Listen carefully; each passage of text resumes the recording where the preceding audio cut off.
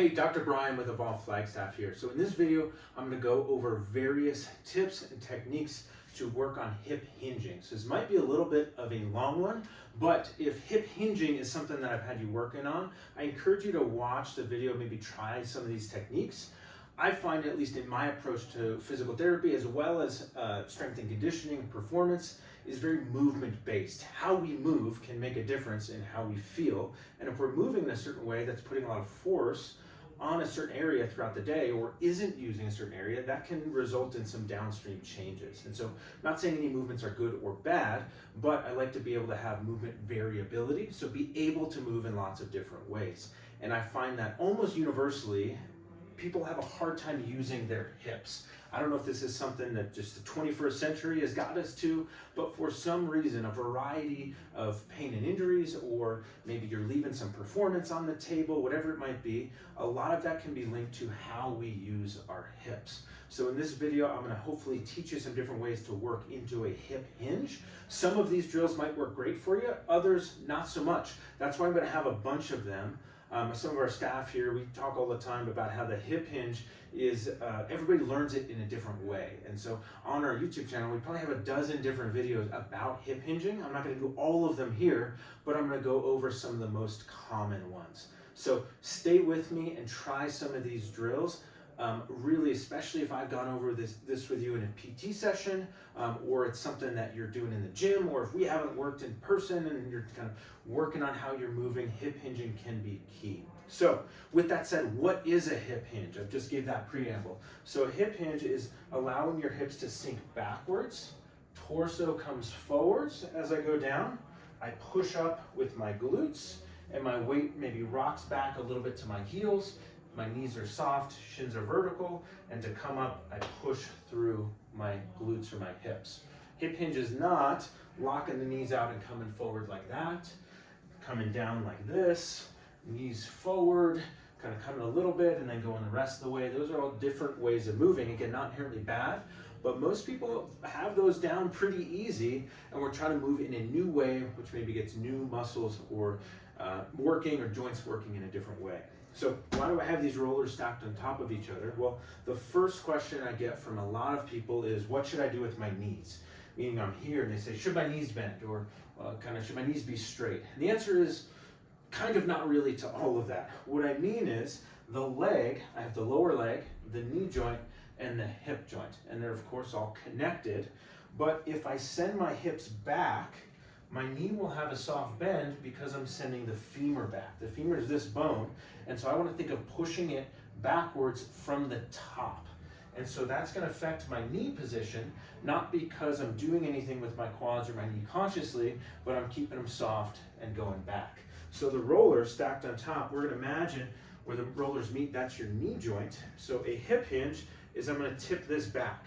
So you can see there's now an angle there, but it's not because we're doing anything directly at the knees, it's because we're sending the top of this backwards and forwards. So I encourage you not to think of a hip hinge of bent knees or straight knees, but rather relaxed knees, and they're gonna follow the hip or follow the femur. And then to come up, we're gonna think about pushing this upward. So I'm gonna push from here.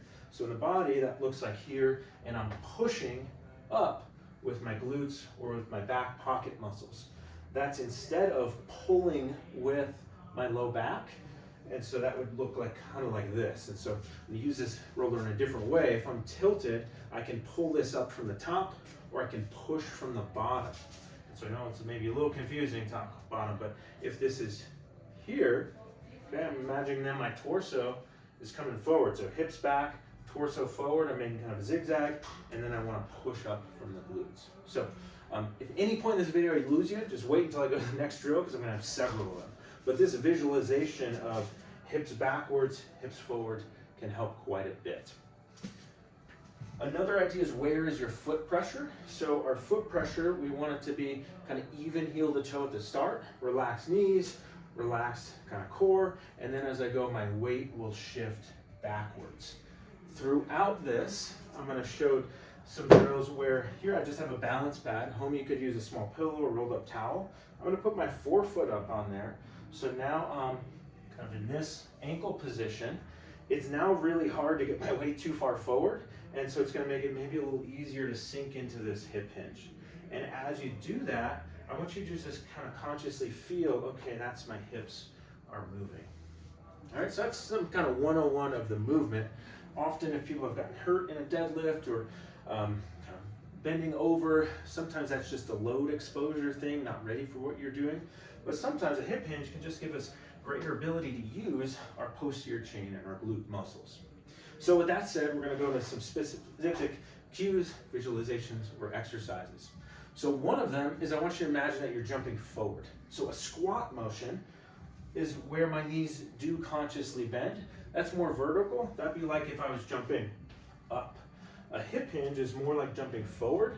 I'm gonna get my hips back, and then that would be a jump forward. So you can imagine that you're gonna jump forward. You can do it with feet on the pad. You're not gonna go as deep, but we're getting the hips moving backwards, weight maybe shifting a bit more to the heels. So that idea of where are we gonna jump? And just as a straight aside, you're wondering what is a squat? Squat is where the knees track forward a bit. And so where a hip hinge is this, a squat would maybe look a bit more like this, where the knees are driving forward. It's not perfect with just foam rollers, but that's the idea. Where a squat, I'm sinking vertically, hinge, knees relaxed, I'm going a little more horizontal in my motion. Okay, so if you're tracking at home, or you have maybe a couple visualizations, jumping forward, kind of hips back. Another one is, imagine that you're holding something in each hand. You gotta close the door behind you. Got some groceries, you gotta close the car door. What are you gonna do? You're gonna bump it backwards. Okay, if I just round my back, that's not gonna get me to close the door. If I use my knees, not getting me to close the door. I can also, again, do that one on the pad, and I'm thinking about bumping backwards there. All right, moving into some other cues. Especially if you're having some back pain, this next one can be pretty good. I'm gonna be supported, so hands on the table or a countertop, maybe about 1.5 to 2 feet from the surface, and light pressure into the palms, knees relaxed, and I'm gonna think about sending my hips back, getting my forehead almost towards that surface. And then as I'm here, I'm looking to see, are my shins vertical? Meaning, if the shins go forward, that's gonna be more of a squat. Is there a soft bend because my hips went backwards and our shins vertical? You can also think of pushing yourself backwards a bit with your palms. That's gonna really get you to your heels, and then we can get back to a flat foot. And then just like all of these, you could add a lift under your forefoot, and then that's gonna help to get that shift backwards. Just don't topple over backwards. Another common one that we'll see online, and sometimes I teach, we get a PVC or a broomstick. We stand tall, we get head on the broomstick. It's also between my shoulders and now at my sacrum or my hips, 3 points of contact. Soft knees, and I focus on pushing that broomstick backwards, coming down with all 3 points of contact. This one sometimes breaks down if people are really mobile. So if you have really flexible hamstrings, then some people can come straight forward without using their hips at all. So this isn't one I use too often, but for the right person, it can help because we want to come and sink down right in there. Another one using kind of PVC is I'm going to get this behind me and just kind of hold it against kind of the base of my sacrum or my tailbone, or even on the butt glute muscles there. I'm going to relax my knees and just focus on pushing this backwards. So it's almost like I'm trying to push the stick away from me. Boom. So that's my mental focus, is getting that back behind me. This one can be good because it doesn't let my shoulders drop there. And like all of them, we can then raise the feet. If you're having trouble kind of getting weight to your heels, then this can sometimes help. Okay, so if you're tracking at home, we now got supported on a countertop, got some visualizations, we got a PVC. Another tool that we can use is a chair or a bench. So I'm gonna get right up to this chair. This is particularly good if you're somebody where your kind of knees track forward and it's hard to get out of that position.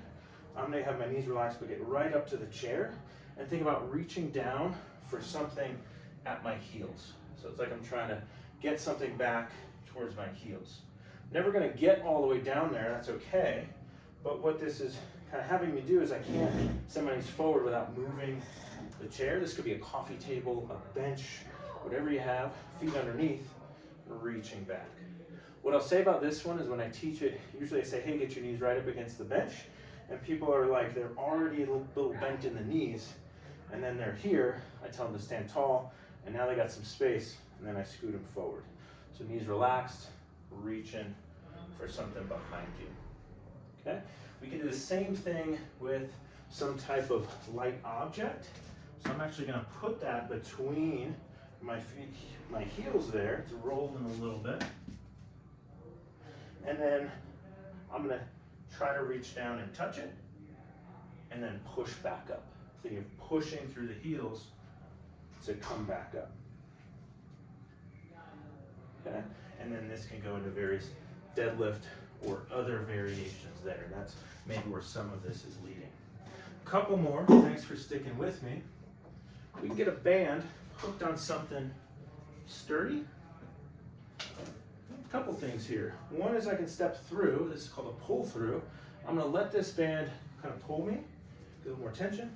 So I'm reaching for the anchor point. I can even look at the anchor point, weight is on my heels, and then I stand up tall without overarching my back.